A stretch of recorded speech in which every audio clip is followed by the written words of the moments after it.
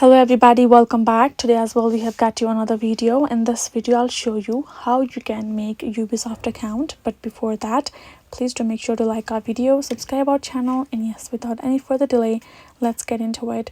For that matter, all you have to do is access your Ubisoft app on your mobile phone. Once you have done so, you will find this kind of interface, right?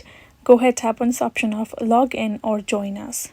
Now, since we would like to create ourselves an account, we can simply tap on this create an account option at the bottom, or we can choose our Apple ID, PlayStation account, or our Xbox account to choose with. So if you would like to create a new account, tap on create an account.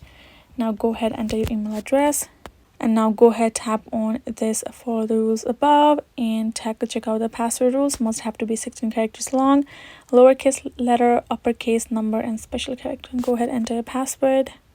And once you're done, tap on this age, enter your age accordingly, and tap on this create an account. Once you've added this information correctly, you will be able to tap on this create an account. You will receive a code on your email. Go ahead, verify it accordingly, and then you're good to go. You will be able to create yourself an account. Simply go ahead and enter the information that will ask for you to set up your account right in your mobile screen.